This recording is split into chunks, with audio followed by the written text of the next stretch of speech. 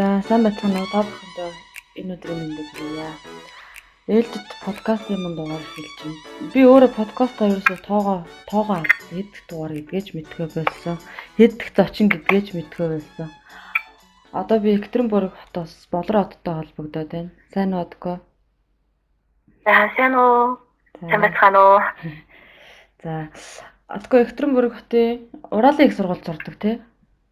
Ураалын холбооны их сургуульд сэтгүүл мэрэгчлэр одоо 1-р дамжаанд суралцж байгаа байдаг. Одгүй ер нь өөрийгөө жоохон хальтхан танилцуулаад Монголд хаана сурж исэн, хэлний бэлтгэлээ хаана хийсэн, тэгээд ер нь яг сэтгүүлч мэрэгчлэр шууд суралцаж ирсэн үү, өөр мэрэгчлээ сурч ирсэн үү? Тэр талаараа жоохон ярих уу? Монголд 17 онд 33 дугаар сургуулийг нийслэлийн 33 дугаар сургуулийг төгсөж исэн. Энэ жилээс сэтгүүл зүйн мэрэгчлэрээ суралцаж эхэлж байгаа. Өмнө жил орос хэллээ судлаад тэгээд явж байна. Энд сэтгүүлчийн мэрэгчлэг ер нь сонгох болсон шалтгаан нь юу? Чиний өөрөө дуртай мэрэгчлэж байна уу? Сэтгүүлчийн мэрэгчлэг яг багасаа бол яг сэтгүүлч болно доо гэж бодож байгаагүй. Гэхдээ ер нь 10 жил байхдаа ном зохиол уншдаг уран зохиолын багш маань намайг сэтгүүлч болох юм уу энэ гэж асууж исэн боловч гэхдээ энэ жилээс сурч байгаа. Өмнө нь доогоохтой болохоор кинонд сонирхолтой байсан болохоор найруулагч болохыг хүсэж исэн. Гэхдээ найруулагчдээ сонгоогүй. Найруулагчийн мэрэгжилтэй арай дүрхэм тэгээд үгээр одоо үг ашигладаг гэх юм уу? Үгтэй холбоотой сонгосон нь сэтгүүл мэрэгжил байсан. За. Тэгээд дээрэс нь энэ Орос орныг сонгож суралцсан шалтгаанаас юу гэдэг вэ? Орос орныг сонгож суралцж байгаа шалтгаан гэвэл за мэдээж нэгдүгээрт Оросын уран зохиолыг багасаа бүр үлгэрээс нь эхэлж уншиж сонирхож байсан. Тэгээд мэдээж Оросын сонгодгууд ер нь Оросын уран зохиол айгүйх сэтгэлийг минь байсан л та. Яг энэ мэрэгчлэлтэй холбоотой бас мэрэгчлэлтэнгүүд сайн бэлтгэж гаргадаг гэвэл мэдээж Оросын холбооны улс болохоор суралцсан. Тэгээд өндрөх орчин нөхцөл нь ч гэсэн Монголтой төстэй цагаагаар нь маш гоё тэгээд нойрхон сэтгэл дараад байхан байна тийм. Отког тэр юу шүлэг яруу нарыг уран зохиол сонирхдаг гэснээс Откогийн шүлгийн орчуулгууд бүр миний бүр анхаарлыг их гойд татчихсан л да. Тэг ингээ гоё шүлгнүүд орчуулсан байдаг. Тэгээд орчуулагчид нарахаар өөрөө орчуулсан байгаа гэдэг. Энэ өөрөө шүлэг бичдэг үү те? Бас. Шүлэг бичдэг хэдэн шүлэг байгаа. Ер нь бичих дуртай, унших дуртай. Яг уншвал одоо амьдралаас авсан ертөнцөөс мэдэрч байгаа тэр мэдрэмжээ илэрхийлэхийг айгүй хүсдэг. Тийм болохоор ингээ цаанаасаа бичгийг одоо шаардаад идэг юм бол мэдрэмжээ илэрхийлэхийн тулд бичдэг гэх юм уу? Тэгэхээр одоо Оросд хэдэн жил сурж байгаа вэ? Оросд 2 дахь жилдээ сурж байна. Оросоос шүлэг орчуулах чинь ер нь энд Оросд ирснээс хойш юм уу? Өмнө ч гэсэн орчуулдаг байсан юм уу? Оросд ирснээс хойш л орчуулж байгаа. Яг өмнө жилийн хавраас эхэлж оролдож үзсэн юм аа.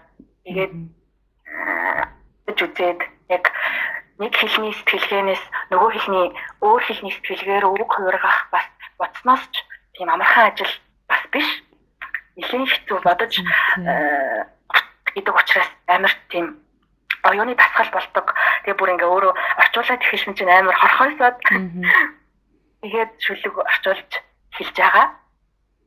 Харин би чиний шүлгийн орчуулгуудыг харчаад би бол яаж чигээр шүлэг орчуулж чаддаггүй байхгүй. Та нэг дууны үгийг бол нэг яхаа орчуулж чаддаг тий. Шүлэг орчуулна гэдэг бол авьяас нь хүрдэг юм уу, юу чадвар нь хүрдэг юм уу яагаад ч юм. Би чиний шүлэг орчуулгуудыг харчаад заавал энэ хүүхдийг олж яриндаа гэж бодчихсон байхгүй бүр. Орос хэл сурахад тэгээд анхнаасаа чам догт хүндрэлтэй байгаагүй гэсэн үг юм шүү дээ тий. Хизэнээс орос хэл сурсан бэ?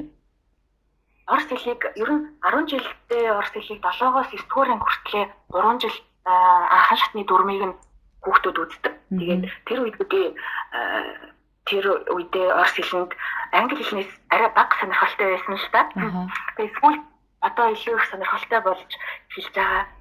Шүлэг ер нь орчуулга хийгээд эхлэнгүүт яг л ингээд тэр хэлэндээ уусаа тэр хэлнийхээ сэтгэлгээг бүр илүү их сонирхоод хэлдэг юм байна.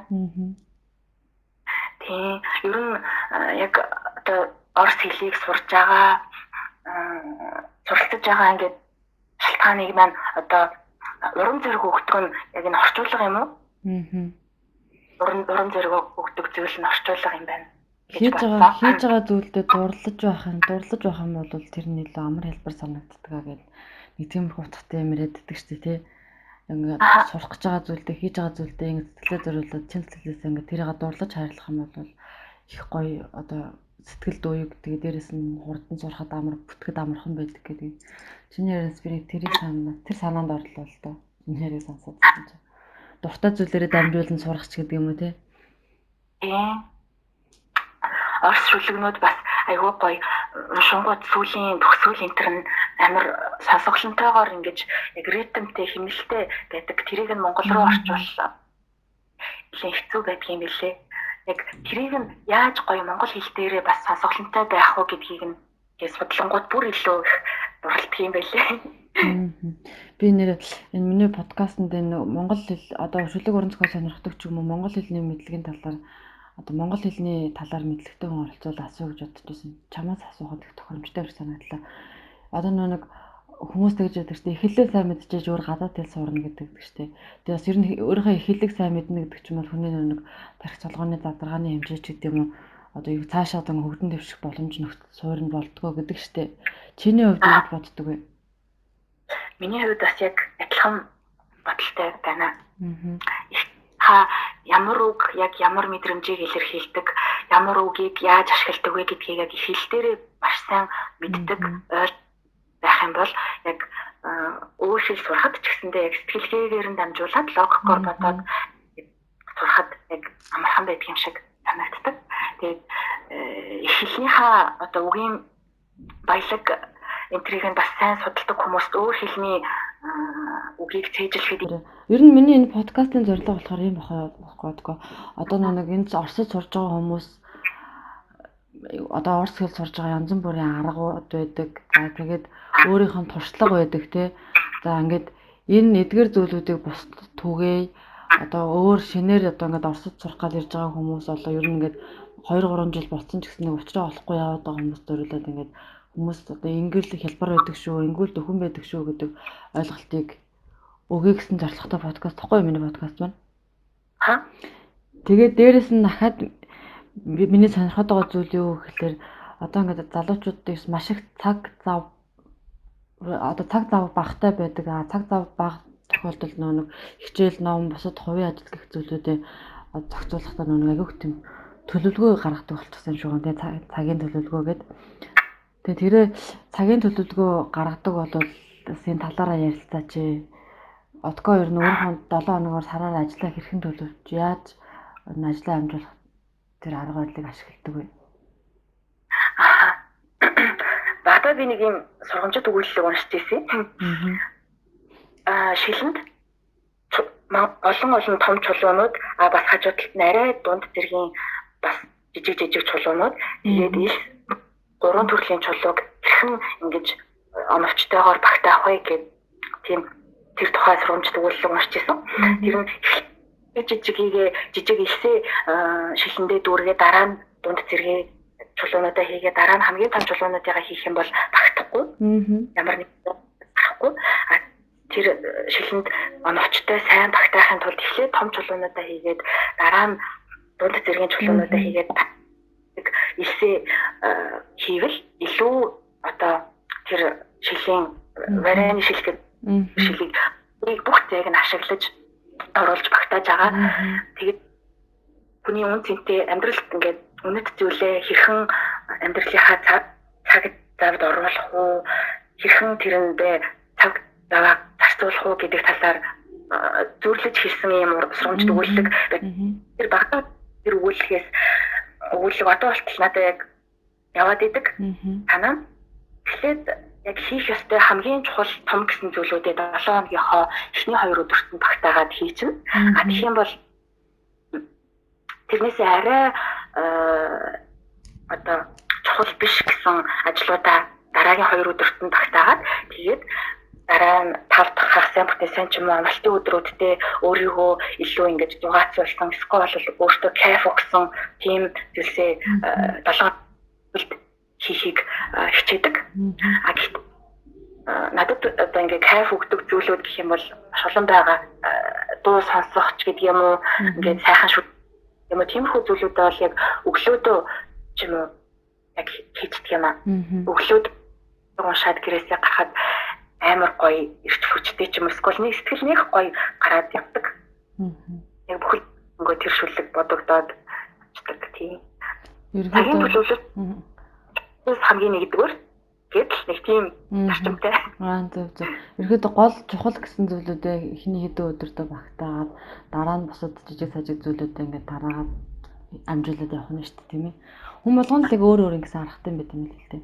Янз бүрийн дараг хүн болгонд тохирсон аргууд байдаг. Тэгээ хамгийн гол нь энийг ярилцаад байгаа шалтгаан нь гэвэл бусад одоо уучраа болохгүй яваад байгаа хүмүүс те одоо эсвэл дахиад шинээр ямар нэгэн зүйлийг туршиж үзэж байгаа хүмүүс байвал одоо ингээд бидний энэ олон ярилцж байгаа ярилцлагуудаас аль нэгээс нь санаа оноо аваад амьдралдаа хэрэгжүүлээд эхлэхэд бас зүгээр юм болоо гэж боддог. Тэгээд энэ зүйлийг хийж байгаа юм л да. Би тэгээ ахаад хинээс Откогоос ингэж асуумаар Орос хэл чамд юу өгдөг вэ гэж асуумаар. Орос хэл надад маш олон боломжуудыг өгдөг штеп. Монгол дээр орчуулагдаагүй зохиолууд, Монгол дээр орчуулагдаагүй одоо сонгодог шүлгүүд ч гэдэг юм уу. Тиймэрхүү зүйлсийг уншихад айгуу яг их хэл дээр нь уншихаар илүү гоё, илүү тэр нөгөө сэтгэлгээнийх нь мэдрүүлэх гээд байгаа тэр зүйлийг нь яг сэтгэл тухайн хэлээр нь мэдэрч байгаа нь надад амар гоё байдаг. Тэгээд бас орос хэл дээр подкаст сонсох ч гэдэг юм уу. Тийм мэдээ унших гэх мэт зүйлүүд дээр айгуу хэрэг болдог шүү. Тэр уншиж чаддаггүй зүйлсээ орсоор уншдаг. Тийм Монгол дээр байхгүй зүйлүүдийг орос дээр уншина гэдэг чинь одоо энэ хоёр дахь хэлийг сураад эхлэнгүүт зарим тохиолдолд монгол хэл дээр орчуулдаг өөр бусад заавал орос гэхгүй улс орнуудын зохиолуудыг уншихад бас боломж гараад ирдэм байлээ л дээ. Би бас зохиол харцаад энэ чинь Монгол байгаагүй дээ гэж харж ирсэн. Тэгээд яалтч өөр чиглэлээр сурдаг болохоор одоо уран зохиол бохол гэсэн зүйл дээ. Үнэхээр анхаарлаа хандуулаад байж чадахгүй цаг хомслоо байгаа юм л да. Дээрээс төгсөх курс болохоор ч юм уустай маш их ажилтай тэгээд зарим дуртай зүйлээ хийж чадахгүйс жоохон тиймэрхүү л байна ойрдоо.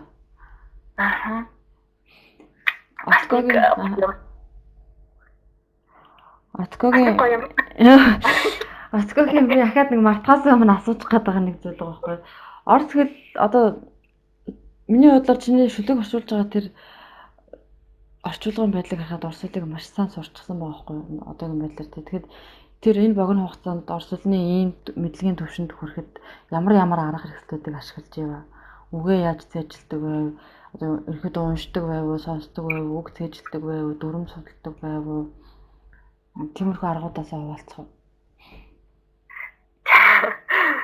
За яг миний орос хэл сурж байгаа арга гэвэл мэдээж нэгдүгээр орчуулга хийх.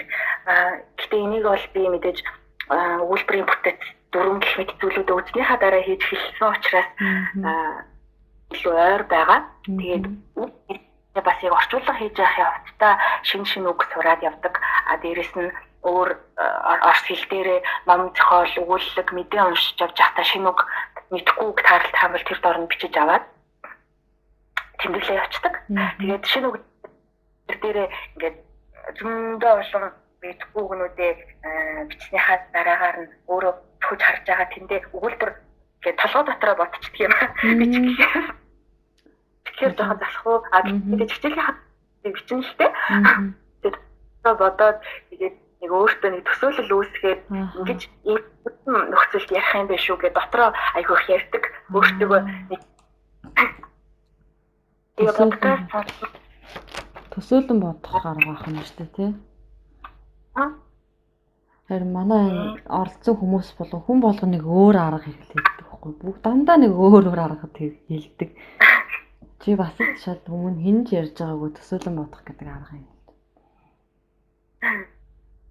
Сонсох ер нь одоо чи ингээд сонсох чадварын хувьд бол хэр подкаст сонсдог гэхээр подкаст сонсохдоо сонсоод ойлгох чадвар бас боломжийн төвшөнд байгаа гэсэн юм шүү дээ. Хичээлүүдээ сайн ойлгоно. Подкаст гэснээс орос хэл дээр нэг гоё проект одоо төсөл явж байгаа юм билээ. Ард замаас гээд Европын Санкт-Петербургийн Европын их сургуулиас хэрэгжүүлж байгаа тэр төсөл дээр ингээд өчнөө олон судалгааны ажлуудыг подкаст болгоод нэвтрүүлэг болгоод гаргаж байгаа замаас гээд ажилтдаг. Би тэрний подкастыг сонсох дуртай. Тэнд бүхэн шидийн мэдлэгийг өгөх тийм гоё подкастууд нийтлэл зөндөө илээ. Тэрийг бас олж сонсмоор юм шүү дээ, тийм ээ. Одоо отгоогоос агуу жоохон асуултаа хөндрүүлэх гэдэг юм л да. Би одоо өөрийнхөө ижил сонирхолтой хүнийг олд авсан болохоор би бүр ингээд за миний асуултыг энэ хүн ингээ асуучвал ойлгох болов ойлгохгүй болов гэж бодохгүй айгүй тийм өөртөө ихтэй асуугаад штэ.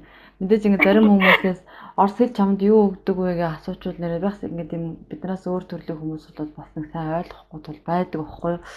Тэгээ би айгүй тийм отгоод ижил сонирхолтой болохоор айгүй гоё өөртөө ихтэй асуугаад байна л да.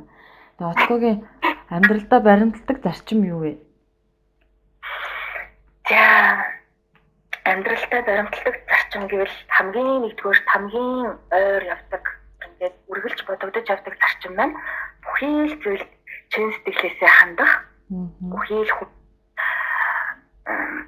чин сэтгэлээсээ амьдрсан шиг, хайрлсан шиг, хайрлж амьдрсан шиг амьдрч одоо их л тийм хамгийн нэгдүгээр зарчим байгаа. Дараа нь гэх юм бол за одоо ингээд дараачихын зарчмууд нь хаяал бодогддог ч юм уу тийм зарчмууд байна. Тэгэхээр альва юмыг одоо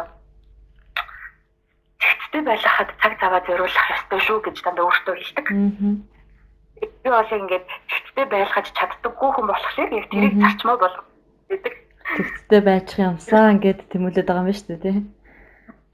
Ер нь одоо юу гэсэн үг юм бэ гэхээр ямарваа нэг юм жишээлбэл тархинд хуримтлагдсан байгаа илүү дутуу мэдээллүүд тэгээд одоо сэтгэл зүйдээ ингээд байгаа тэрний зүү мэдрэмжүүд ч юм уу тэр болгоноо ингээд цаг тухайн мөчт нь зэгцэлж цэвэрлэж явж байгаа нь яг хамгийн зүүн байна гэж бодсон. Тэгэхгүй бол яг тэр чигээр нь замбраагүй зэгцэхгүй юм замбраагүй чигээр нь орчих юм бол айгуух дотроос хүнийг идэж явдаг юм байна гэдгийг. Тэгээд ер нь энэ амьдрал дээр ч гэсэндээ зүгээр цүнхээ ч юм уу ширээгээ ч юм уу дандаа гоё зэгцтэй байлгаад хог могоо тэр дор нь хайчих юм бол илүү амар штэ. Яг тийм одоо минимал амьдрах гэж л удаа тийм. Орчин үеийн чиг хандлага минимал тал руу орчод байна штэ тийм ээ. Амьдралын зарчим гэдэг ч бас нэг талаас айгүй чухал байдаг л да. Хүний чиг хандлагыг тодорхойлж өгдөг юм санагддаг байхгүй надад. Одоо ингээ юу чухал болгоо баримталж явчихын тэр талаас л одоо зарим хүмүүс яагаад нэг тийм одоо ингээл сүүлийн үед одоо чи сэтгүүлчийн мөрөөдөөс орж байгаа юм чинь тийм байгаа гэдэг ингээл мэдээж ингээд хэвлэл мэдээлэл хэрэгсэлтэй бид нар бол байнга харьцаж байгаа. За тэгмээд одоо ингээл хэвлэл мэдээлэл хэрэгслэр янз бүрийн л мэдээлэл гарч ирсэн бүр 9 босын мэдээлэл гарч идэг. Тэгээ миний одоо сүүлийн үед ингээ анзаараад би өөрөө миний судалгааны ажил авилгалын гинтэрхтэй холбоотой байхгүй. Тэгээ би яалтчгүй тэгэл энэ хэвлэл мэдээлэлээр гарч байгаа мэдээллийг цаг алдалгүй авч байгааг хүсдэг. За нөгөө улс төрийн томчууд чи ямар гэмт хэрэг үлдээд байна яагаад байна гэл те. Одоо яаж авилгал аваад байна гэдгийг харахын тулд яалтчгүй ингээ сэтгүүлч нарын бэлдэж байгаа мэдээллийг ингээ хараад байдаг. Тэгээ би яг сая чинь яагаад би чамаас амьдралдаа баримтлагдаг зарчим гэж асуусан бэ гэхээр хүмүүс юу яг ингээд өөрийнхөө гол олгож баримталж байгаа зарчмынхаа дагуу амьдрдсан байна гэсэн бодол төрсөн бохгүй надаа. Одоо чи жишээлх юм бол яг юмд үнэт төлөөсөө хандах юмсан гэсэн зарчим баримталдаг гэж штэ. А би ч гэсэн яг юмд аль өнөөдрх би ингээд хандлага айгуу чухал байдаг шүү гэд юмд ингээд хандлага чухал гэдэг төлөөсөө хандна гэдэг чинь хамгийн чухал байдаг шүү. Энэ л бас миний амьдралын зарчим болоо авчдаг байхгүй. Тэгвэл өөр бусад хүмүүс арай өөр зарчим хандлагатай явдаг юм байна л да. За яаж нэг амар хэлбэр аргаар хэдэн төгрөг олчих вэ гэдэг юм уу тий. Яаж нэг тийм айтайхан шиг байж байгаа хөнгөн шингэн амьдраад ингээ амжилтанд хүрчих вэ гэдэг юм уу. Тиймэрхүү хандлагатай хүмүүсийг ингээ хараад хаад ерөөсөө ингээл одоо ингээл бид нар бол энд ингээл хичээлээ хийгээд өдөр тутам сураад одоо ингээл яг л одоо нэг тийм явах хөстө зарчмаар нь яваад те хүмүүс цагаан сэтгэл төрөлдөд хүнээс сайхан хандлага буцааж аваад ингээд нэг тийм одоо би бол өөрөө өөртөө сэтгэл хангалуун амьдраад байгаа байхгүй. Би отгоогч гэсэн тэгж амьдрдаг гэж бодож илээ л да. Байтал нөгөө талд байгаа хүмүүс болохоор одоо амьдралын зарчим нь одоо биднээс өөр төрлийн хүмүүс болохоор арай л өөрөөр амьдраад байгаа юм шиг санагдсан. Тийм дүгнэлт би нэг сүүлийн үед хийгээ сууж байгаа. Хүн ер нь юу бодож, юугаар тэтгэгдэж, юуны төлөө явж байгаасаа хамаарч цаад одоо энэ амьдралын чиг шугамд гарч ирдэм байна гэж бодсон байхгүй. Нэрээ их тийм шүү. Сүүлд айгүй их юм боддог болоод байна энэ одоо. Яагаад тэгээд өмнө нэг их боддог байсан чи сүүлд айгүй их боддог болоод байна. 9% юм боддог болоод байна шүү дээ. Харин тийм гэрээсээ хол хайртай хүмүүсээсээ бас хол байгаа болохоор яалтчгүй ганцаараа байх цаг хугацаа нэгсээд ганцаараа байнгут өөрөө өөртөө л ярилцаад их юм бодоод тэгдэг юм шиг байна тий. Магадгүй юм байна шүү. Урдчтэр манай подкастт нэг охин Москвад идэг нэг охин оролцсон байхгүй. Тэгсэн чинь тэр надаас би тэрнээ тэгж асуусан. Гэр орноо санаж гин үү одоо гэр мөрөө сандгүй гэдгсэн чинь. Гүй одоо тэгээд гэрээ санаад тах тийм зав хаанах юм бэ? Завтай үедээ л гэрээ санаа штэ. Хичээл номоо бидний энэ чинь гол зорилго чинь хичээл номоо хийх хэрэгтэй болохоос та нар тэнд очиж гэр орноо санаадаа гэж ээж аав нь биднэрт итгэж явуулаагүй штэ гэж хэлжсэн байгаа. Тэнгүүд нь одоо нэрэл тийм юм байна штэ. Би одоо ингээл энд одоо гэрээ санаж ин тэг хүүхдээ санаж ин аав ээжээ санаж ин гэд юмраад суугаад тахгүй ядчлан тарих толгойн доторх бодол модлоо зэгслээ сууж ямар юм бэ штэ гэж бодогдоо би гэж бодчихлаа. Хин зөвхөн шүлэг сонирхт юм уу? Үргэлжлсэн үгийн талаар чи сонирхт үргэлжлсэн үгийн зохиол. Сонирхдаг. Гэхдээ одоохондоо бол яг үргэлжилсэн үгийн төрлөөр би өгүүлэг л бичснээр гэхдээ тэр маань жоохон хэдхэн одоо дөнгөж сурж авч байгаа. Тэр бас эсээ үүдэг гэдэгтээ орох ч юм уу орохгүй ч юм уу би мэдгүй. Тийм. Орчуулах хийсэн байгаа юу? Үргэлжлэн өгүүлэг орчуулсан байгаа юу? Орос хэлнээс. Өгүүлэг нэг л өгүүлэг орчуулсан байгаа. Гэхдээ тэрийг ахиж засаж бичих хэрэгтэй байгаа. Гүцэд гаргаагүй гэсэн үг л дээ. Би нэг өгүүлэг орчуулах гэдэг бүр айгу маш удаан оролдоод бүр чадахгүй болохоор тэгээд тэрийг зүр орхисон байгаа л да. Би тэр хэний Валентин Распутина гэж их үгийн зохиолч Наташа гэдэг өгүүлэгс. Тэрийг бүр ингэ тэр аюугаа надад аюу гой санагтаад. Тэгээ тэрийг бүр орчуулах гээд орчуулж чадахгүй. Тэгээд чамайг өгүүлэг орчуулсан бол өгүүлэг орчуулах арга барил юу вэ гэж асуух гээд байхгүй юу? Юус өөрөө чаддаг. Таганд байгаад зөвлөгөө өгөхөр хэмжээнд очиг байна гэдэг. За. Одоо Орос орн одоо өөрөө ингээд Орос орныг сонгож суралцсан. Орос орн мэдээж ингээд Монгол оронтой ижил тас төстэй зүйл байгаа гэх мэт шалтгаанаар ингээд сонгосон гэж байна. Одоо ингээд Оросд ирээд амьдарч яхад сурж яхад одоо өөр ингээд нэмж бодогдсон, нэмж сайхан санагдаж байгаа зүйл байна уу? Сайхан санагдаж байгаа зүйл нь за ингээд яг хотынхоо тухай ярихад хотынхоо тухай хөгжлийн хоод төвшнөр дээрэс нь одоо илүү тийм инноватлог тэр байдлаараа Москва, Санкт-Петербург, тэгээд Новосибирск гэдэг тэгээд дараа нь Екатеринбург гэдэг өргөтөн бичигддэг юм байлээ. Нийтдээ 3 сая хүн амтай.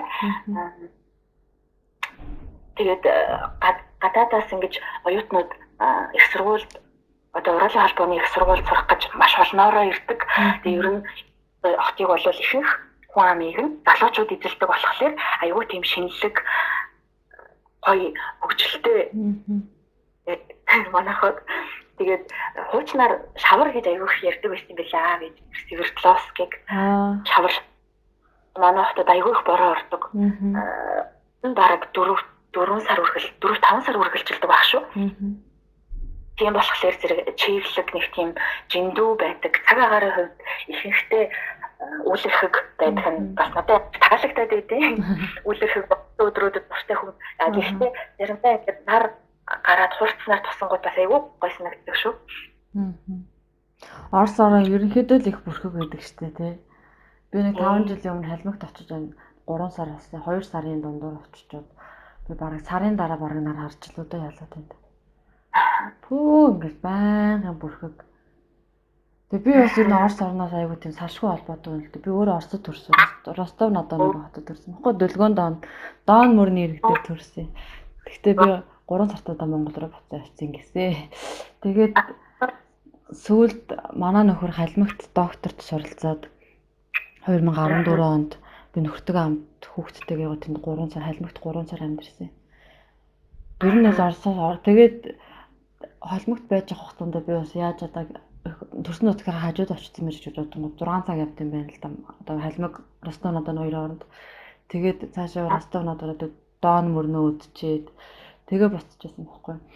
Тэгээд ирчээд нэг 2 жил, 3 жил, 4 жил ажиллаад ажиллаа гээл 2 жил ажиллаад байжсэн чинь Орос руу сургуульд явуулнаа гэл наагаар Оросроос ерөөсөө миний амьдралд энэ Орос бүр ерөөсөө ингэ салшгүй холбоотой. Яагаад ч ингэ бай төрсэн газар нь болохоор гоош тэгт юм уу. Тэгээ би өөрөө бас тийм Орос уран зохиол, Орос бас юм дуртай л да Орос дуу, Орос яриа нарыг бүхэл зүйл дуртай. Сэргээ одоо жүжигчд юм сонирхтой жүжигчин, сонсдог дуучин бүхэл юмнууд ингэ дандаа Орос хүмүүс байгаад байдаг. Тэгээд надад энэ манай энэ Орос хэлний онлайн сургалтын пэйж хуудасаар дамжуулан би энэ одоо Орос орн гэдэг төслийг хэрэгжүүлж байгаа би Наран гэрэл багсаа танилцсан байхгүй. Тэгээд Наран гэрэл багш надад энэ саналыг тавьсан. Энэ подкастыг хөтлөөж өөрөө би нэг 3 дугаар хийчихсэн байгаа. Одоо чи ингэж өргөдөлөө хөтлөө яваач гэх. Тэгээд би одоо миний тооцоолж байгаа 7 8 дахь дугаар болчих шиг боллоо чамтай яж байгаа дугаар.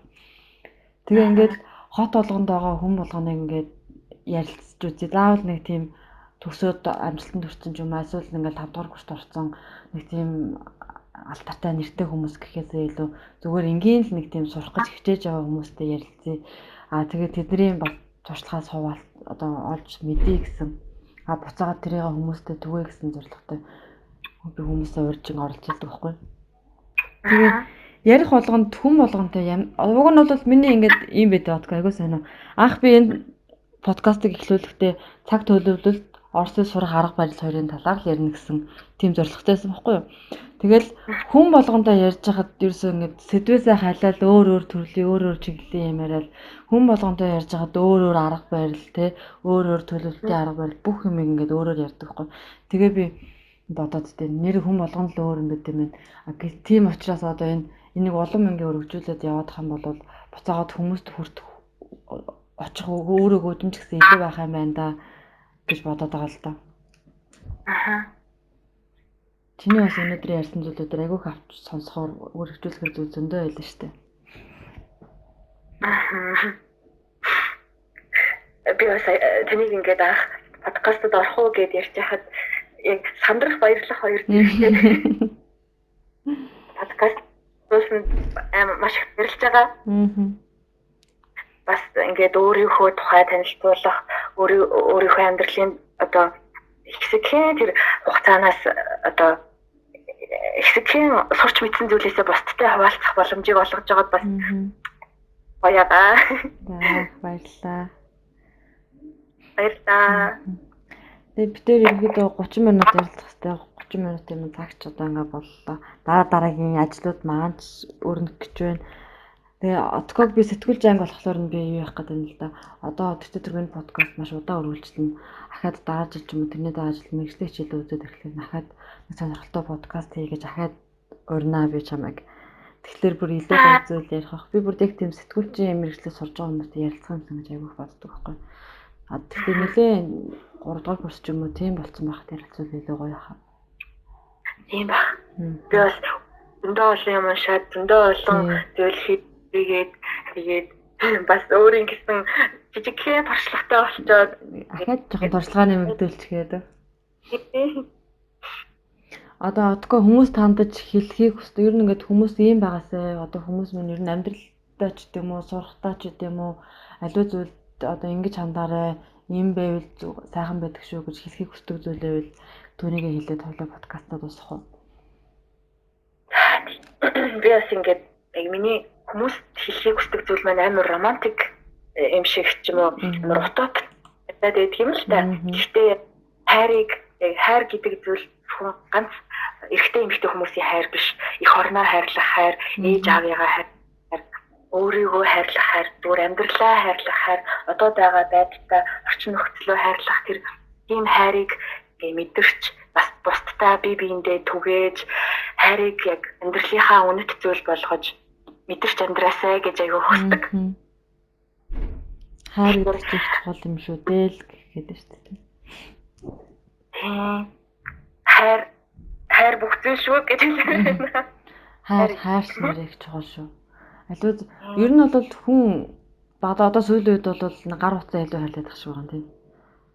Зарим тохиолдолд би тэгж боддог шүү. Гар утсаа илүү хайлаад тах шиг.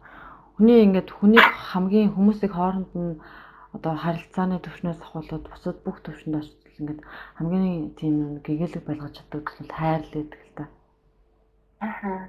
Тэгээ би охиндоо гэгээ гэж нэр өгсөн байхгүй. Манай охины гэгээ гэдэг байхгүй. Тэгээ гэгээ гэдэг үг чинь хамгийн сайхан зүйлүүд, сайхан үгнүүдтэй хамт хэрэглэгддэг. Гэрэл гэгээ сайхан бүхнийг хүсье. Тэгээ би тэгээд охиндоо бүр энэ нэрийг өгсөнд аяг баярлдаг байхгүй. Тэгээд энэ нэрийг өгтөө бүр бас айгүй инээдтэй. Нэрээ ингээ будаан дотор хийж шигшдэг штеп. Манай нөхөр тэгээд одоо энийг ярьлаа гэд намайг одоо цагт бол яадаг бол. Тэгээ будаан дотор аим баг 10 нэр шахуу ингээ аваад ингээд хүмүүсээс аваа шигшдэг байхгүй юу. Тэгээ би болохоор охиндоо намар гэдэг нэр өгнө гэдэг. Намар гэдэг нэр өгнө. Тэгээд тэгсэн чинь маа нөхөр гэгээ гэдэг нэр өгнө гэдэг. Тэгээ тэтгэдэргүй хүмүүсээс нэр авсан юм чинь одоо ингээ хоёулаа шигшнийг будаан дотор шигшил. Хамгийн эхлээд ижил мөрөн гээл нэг нэр гарч ирсэн. Дараа нь номуун гээл нэг нэр гарч ирсэн. Гэгээ гэдэг нэр долоод нь гарч ирсэн байдаг байхгүй юу. Тэр одоо ямар тэр гэгээ гэдэг нэрийг гарч ирлэн зэгсрэх ёстой ч байсан ч юм уугүй ч юм. Тэр сонгуулийг маш муухай бодлон тулсан байдаг. Томоогоо жоо би айлын том юм чи хүү юм чи өөрөө нэр өгөөл маа нөхөр шууд ирэхс гээл нэр өгсөн. Одоо гэгээгийн нэрэн дээр одоо жоо одоо YouTube уурсууртай тийм хамтын ажиллагааны хүчээр энэ асуудлыг шийднэ гэдгсэн чинь маа нөхөр ерөөсөө тэр тхийг хүсээгүй. Ерөөсөө өөрийнхөө нэрийг өгөхийг хүссэн. Тэгээд гэгээ гэдэг нэр. Гэтэ гэгээ гэдэг нэр маш гоё нэр байсан л та.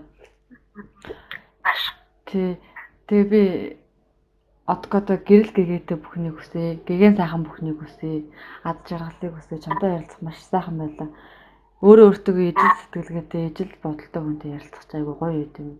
Өөрөө ихгүй ингээд хоёроо цаагаад идэв шүү дээ. Танд ч ихсэн баярлалаа. Танд бас ад жаргал хайр хүсье. Баярлалаа. За тэгээд подкастыг сонсож байгаа бүх хүмүүстээ хайр хүсье, гэрэл гэгээтэй бүхнийг хүсье. Манай подкастыг сонссон та бүхэндээ баярлалаа. Баярлалаа.